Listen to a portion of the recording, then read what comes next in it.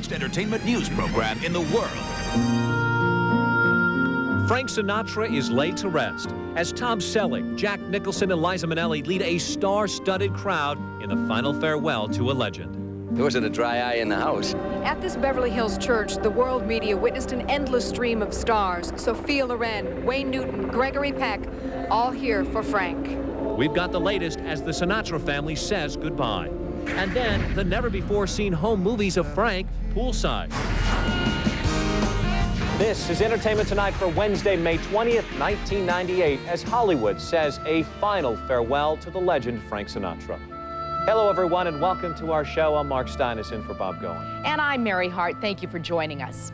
From Liza Minnelli to Tom Selleck, Jack Nicholson, and Mia Farrow to Sophia Loren and Kirk Douglas, entertainment greats came to pay their respects to the man whom many simply regarded as the greatest.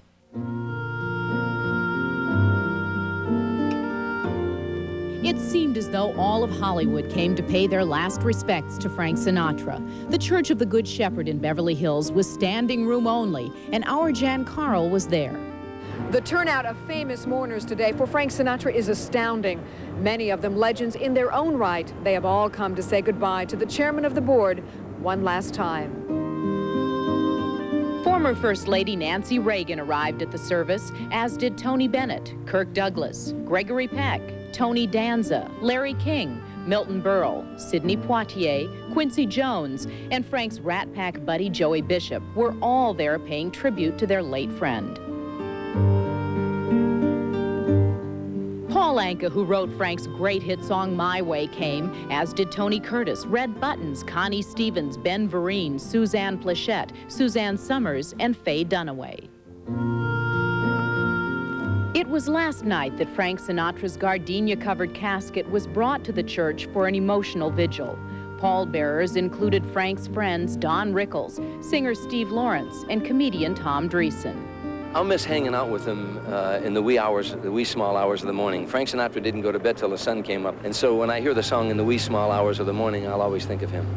In the wee small hours. Sammy Davis Jr.'s widow, Altavis Davis, was in attendance, as was Wayne Newton, Angie Dickinson, Dionne Warwick, and comedian Norm Crosby were all there paying tribute to their great friend.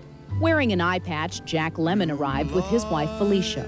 His daughter Nancy eulogized him, and one of his granddaughters read a letter he had written about patriotism. Many mourners went up to the coffin and kissed it. During the vigil's service, a prayer card with Frank's picture was distributed, featuring a prayer of St. Francis. I think he would have been thrilled. I think he was smiling and laughing and saying nobody told any good stories about me. Everybody was emotional. There wasn't a dry eye in the house, you know, and it was just, you know, his family expressing their love for him, his friends expressing their love for him, and their words were all of our words. You know, the bottom line is thanks, Frank Sinatra. Thank you for letting us into your life.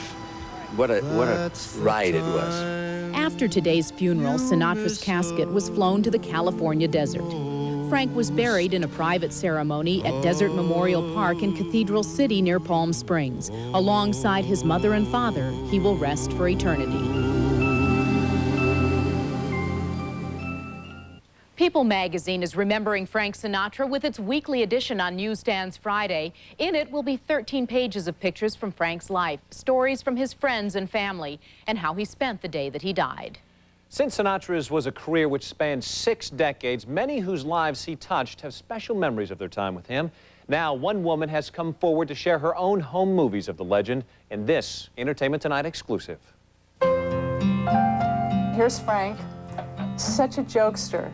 It's 1946, and Frank Sinatra is at the top of his game.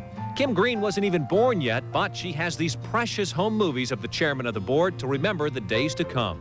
I remember sitting on Frank's lap, and I remember playing with the kids when I was young. Kim's dad is the legendary Johnny Green, the longtime musical director for MGM, where he worked with Sinatra. Her mother, Bonnie, was an actress who was also a shutterbug.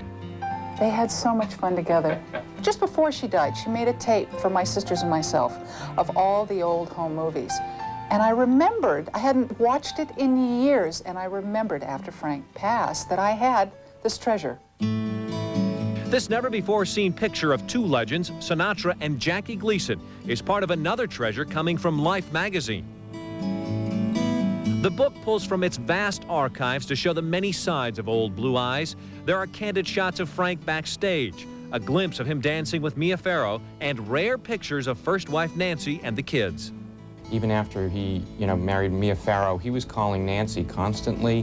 He'd get the kids on the phone. He'd talk to them all the time. He'd punish them over the phone. Nancy would call him up and say, look, you got to talk to Nancy Jr.